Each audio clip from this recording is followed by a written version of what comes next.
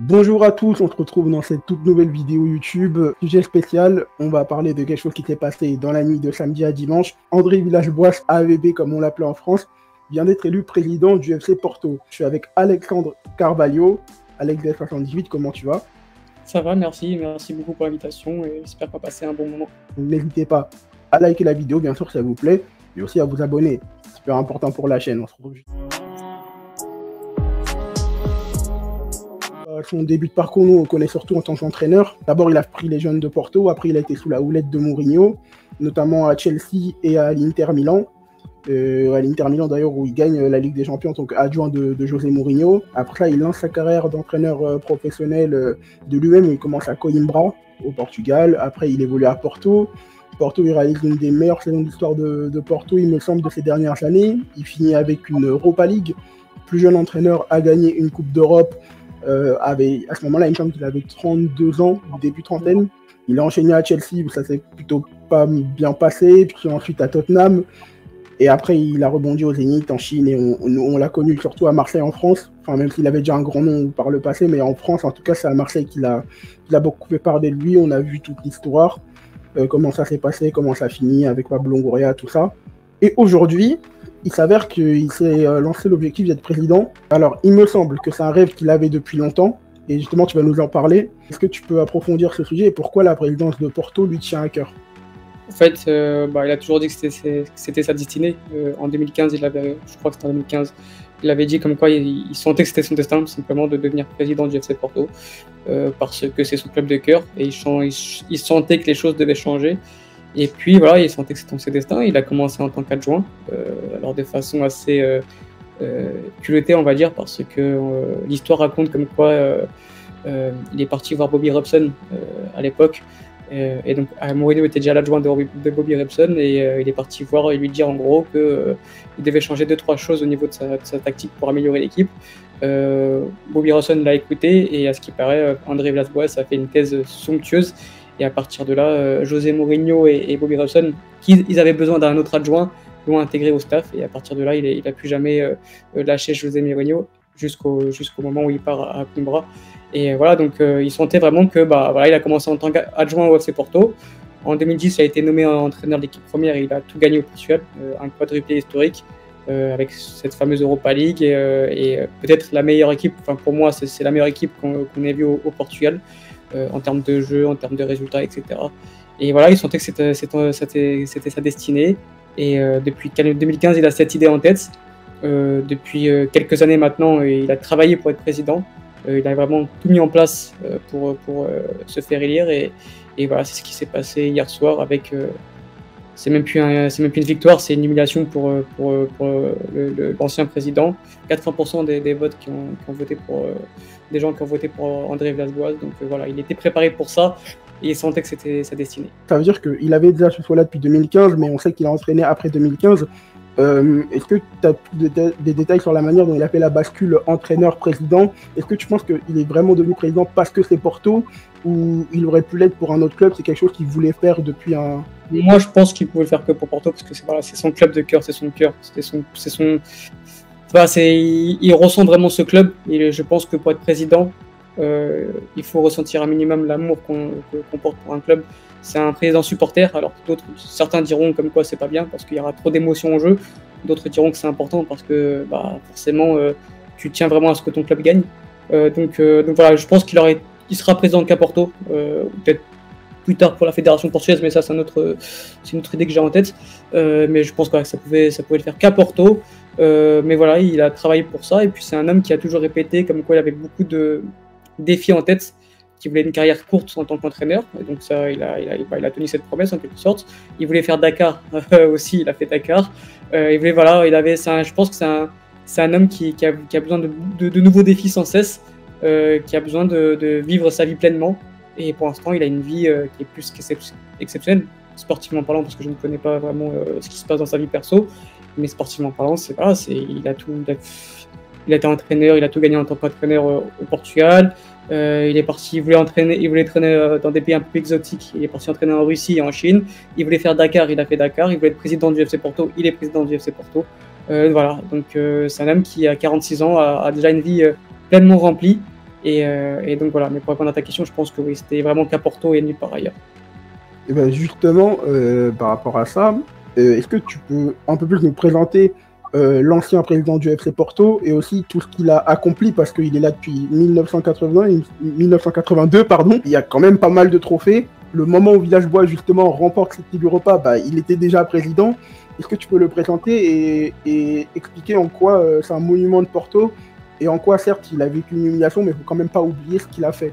Les supporters de Porto l'appellent le président des présidents parce que pour eux c'est le plus grand président de l'histoire du football, ce que je peux comprendre. À partir du moment où tu fais 42 ans dans un même club où tu as gagné rien qu'au foot plus de 67 trophées et si on parle de tous les sports, si on parle de tous les sports qu'il y a à Porto, donc le handball, etc., il est plus à 1000 titres. Donc voilà, c'est un grand monsieur du football portugais qui a des côtés sombres, notamment avec Apito Dourado qui est voilà, avec tout ce qui se passe avec les arbitres corrompus, etc., qui ont interni un peu son image.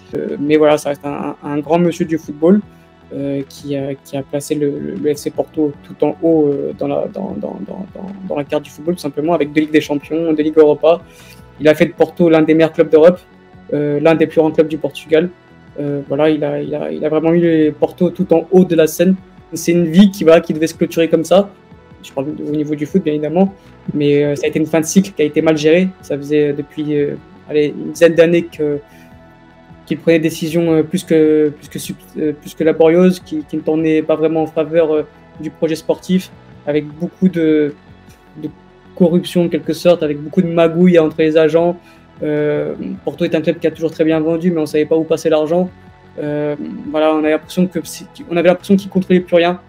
Il était surtout entouré par des personnes qui ne voulaient pas vraiment son bien, et ni le bien du FC Porto du coup.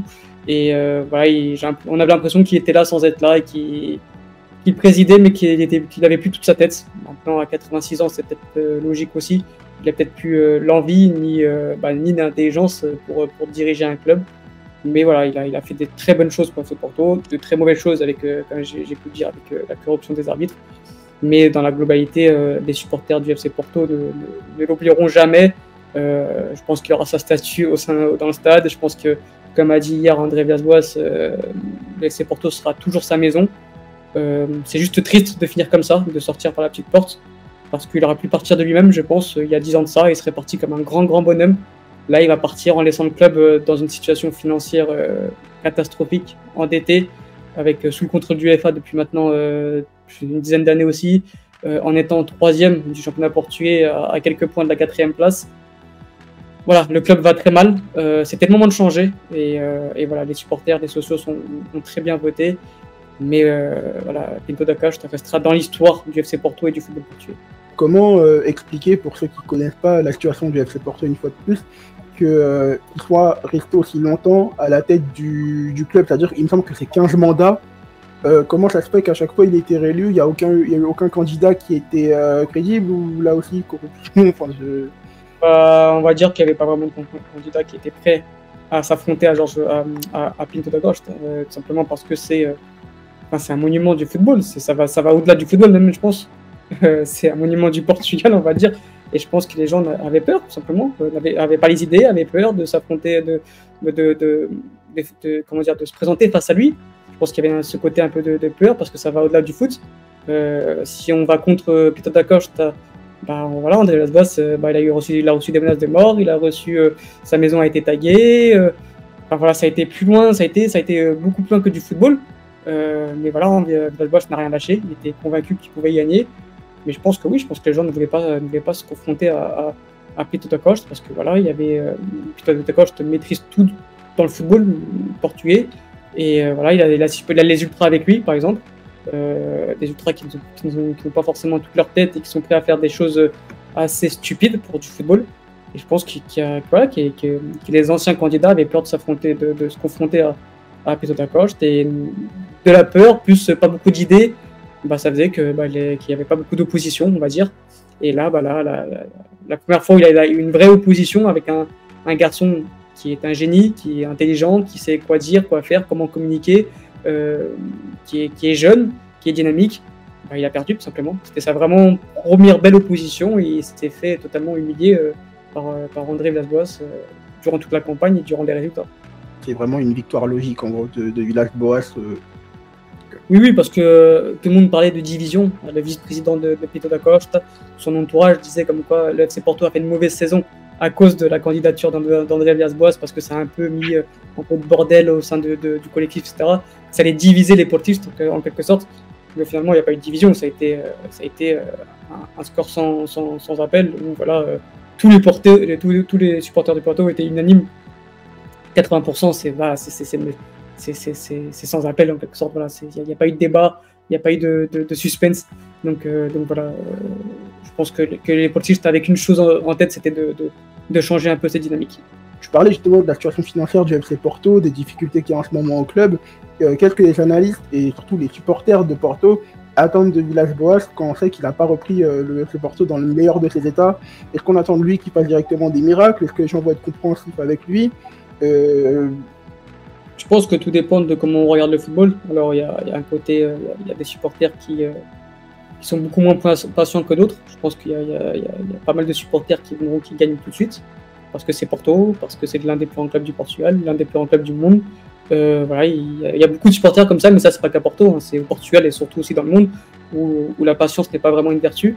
Où voilà, ils vont attendre qu'ils gagnent dès l'année prochaine et voilà. Et t'en as d'autres qui sont un peu plus réfléchis, avec du recul, qui se disent qu'ils partent de très loin, que voilà, le club est endetté, que Pinto da Costa a laissé le club de façon très minée, on va dire, que voilà, il a tout fait pour comment dire, que même s'il ne serait pas élu, que le club soit dans une situation catastrophique. Notamment, il a prolongé Sergio Conceição de 4 ans il y a 4-5 jours, alors que Sergio Conceição a déclaré il y a quelques mois comme quoi il n'avait plus du tout la tête au football, qui perdait de la passion et de la motivation. Il a prolongé Francisco Conceição en lui promettant 20% de sa future vente. C'est du jamais vu, moi j'ai jamais vu ça. Il a vendu le club à 30%, donc il a vendu le club pour 30% en faisant un accord avec quelqu'un d'autre qui peut être rompu à ce qui paraît jusqu'au 1er juillet. Donc voilà, il a tout fait pour miner le club. Mais voilà, donc j'espère qu'il y a des supporters qui vont comprendre que tu ne peux pas tout refaire en un an, que forcément au bout d'un moment tu dois prendre des décisions qui ne seront pas faciles à prendre.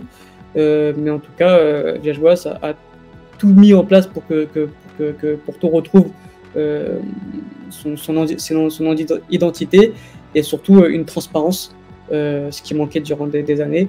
Mais voilà, je pense que la majorité des supporters de Porto, et qui ont voté pour lui aussi du coup, sont au courant qu'il ne pourra pas tout gagner l'année prochaine. C'est possible, parce qu'au Portugal il y a vraiment un tel écart de niveau que il suffit que tu travailles bien pendant un été, tu remportes le titre l'année prochaine, c'est fort possible. Mais je pense que les supporters de Porto ne vont pas tirer de conclusions si l'année prochaine ils ne gagnent pas du titre, j'espère en tout cas. Est-ce qu'à long terme vous attendez aussi un futur long règne ou quoi? Enfin, c'est un peu tôt peut-être pour poser des questions maintenant, mais est-ce que pour vous c'est pas étonnant s'il arrive à faire un aussi long règne que l'ancien président, de par sa compétence, parce que vraiment il représente un peu cet enfant de Porto, il symbolise ça peut-être plus que personne d'autre? C'est une bonne question parce que, comme je l'ai dit en préambule, c'est un homme de défi en fait. Et moi, ma crainte, c'est que c'est un homme qui a du mal à être stable en fait. Dans tous les clubs où il est passé, c'est un homme, j'ai l'impression, qui recherche des nouveaux défis continuellement. J'ai l'impression que pour sa vie, il a besoin de se challenger, de faire autre chose en fait. Et voilà, et j'ai l'impression que dans son discours, ça a été toujours comme ça. Que, quand il était entraîneur, il a toujours dit qu'il voulait une carrière courte, qu'il voulait faire le maximum de choses dans sa vie en fait. Et je me dis, est-ce qu'il sera prêt à faire un long règne? Je sais pas. Maintenant, dans son discours aussi, maintenant, il est peut-être plus âgé aussi, il avait peut-être plus envie de se poser aussi. Donc, puis il a dit dans son discours il y a quelques temps, comme quoi il fallait 12 ans pour remettre le club dans de bons chemins, dans de bons rails, pardon, parce que la dette était tellement haute qu'il fallait 12 ans pour remettre la dette à zéro. Donc, s'il se projette à 12 ans, je pense, au moins, c'est déjà un long règne, on va dire. Mais je pense que oui, je pense qu'il a envie vraiment de remettre Porto là où il doit être, c'est-à-dire tout en haut dans le football portugais déjà, mais aussi en Europe, parce que c'est pas normal que Porto, depuis 2004, ne fait plus rien en Europe, depuis n'importe quoi, depuis 2010, depuis l'Europa League, donc ça va faire 15 ans que Porto, niveau performance européenne, on retient le match contre la Juventus, où ils sont qualifiés, mais le reste, voilà, il y a des quarts de finale par-ci par-là, mais il n'y a pas eu un parcours exceptionnel qui a pu rien que se mettre dans la même, comment dire, dans la même ambiance qu'en 2010. Donc voilà, je pense qu'il a vraiment envie de bien faire, parce qu'il a toujours dit comme quoi il se présenterait aux élections et il serait président qu'à partir du moment où il se sentirait capable de mener ce club au succès. Donc s'il s'est présenté, s'il a travaillé si dur pour être président, c'est parce qu'il pense qu'il peut remettre le club tout en haut. Donc je pense qu'il ne quittera jamais le FC Porto tant que le FC Porto ne sera pas tout en haut. Donc à partir de là, je pense qu'on parle vraiment sur du long terme. Maintenant, il n'aura pas non plus 10 ans. Je parle de l'année prochaine. Et si imaginons qu'il ne gagne pas pendant 2-3 ans, je pense que ça va commencer à râler. Et dans 4 ans, il y aura le vice-président d'ailleurs de Petto da Costa qui a dit comme quoi dans 4 ans il va se représenter. Enfin, il va se présenter pour concurrencer Villas-Boas. Donc imaginons que pendant 4 ans Porto ne gagne rien, il se peut que dans 4 ans on retourne sur du vice-président de Petto da Costa. Donc voilà, il aura du temps, mais il n'aura pas non plus une carte illimitée. C'est comme ça, c'est le football, il faut gagner rapidement. Maintenant, je pense que les supporters de Porto vont être patients, mais ils n'auront pas une patience illimitée. Mais moi, en tout cas, je suis confiant. Je suis confiant parce que, comme j'ai toujours dit, c'est un homme intelligent. Un homme intelligent qui a mis en place Zubizarreta sera son directeur sportif, Georges Costa sera directeur de football. Je crois que c'est Porto, moi, de mon vivant, j'ai jamais vu un club déjà avec ce club avec un directeur sportif et un directeur de football. Il sait quoi mettre en place au niveau de la formation et tout est bien défini. Donc je pense que voilà, c'est un génie pour moi, c'est un génie du football, c'est un homme trop intelligent pour échouer. Il a toujours dit comme quoi en plus il voulait mettre en place un projet moderne, en quelque sorte où c'est plus l'entraîneur qui sera au centre de tout, parce que depuis que Sergio Conceição, c'est Sergio Conceição qui fait tout dans ce club, c'est le directeur sportif, c'est le scout, c'est l'entraîneur. Il dépasse sa fonction d'entraîneur, alors que pour moi, et pour Villas-Boas aussi, du coup, un entraîneur doit juste entraîner. Voilà, c'est sa fonction, c'est d'entraîner. Bien évidemment, il doit avoir un peu son mot à dire sur le recrutement, parce que c'est des joueurs qui vont entraîner, mais c'est pas lui qui doit faire le recrutement. Il y a un directeur sportif pour ça, il y a des scouts, il y a des recruteurs, et voilà, eux doivent faire leur métier, et entraîner, c'est pour entraîner. Et Sergio Conceição et André Villas-Boas a bien dit comme quoi son entraîneur devra juste entraîner. Et donc voilà, il a une vision du foot qui est totalement moderne, et je pense que moi il réussira parce qu'il est beaucoup trop intelligent pour échouer. Je vais devoir juste conclure la vidéo, mais en te remerciant, en évoquant tous les points on a parlé de tous les points que Villas-Boas a fait pour être élu et de ce que représente sa nouvelle présidence pour FC Porto. J'ai du mal à trouver mes mots. Voilà, merci à toi d'être venu, et de votre côté, si vous avez des choses à rajouter ou que vous voulez en parler, n'hésitez pas, il y a l'espace commentaire qui est fait pour ça, et n'hésitez pas à liker la vidéo aussi et à vous abonner, et aussi aller voir ce que fait AlexD78 sur Twitter, qui relaye pas mal d'actualités sur le foot portugais, et vraiment qui produit du super contenu. Donc voilà, n'hésitez pas aussi à aller voir. Et aussi Golasso TV, le média, qui a aussi une chaîne YouTube. Donc tout ça sera bien sûr dans la description, donc n'hésitez pas à aller checker tout ça. En tout cas, merci à toi Alex, et on se dit au revoir, à la prochaine. Ciao, ciao.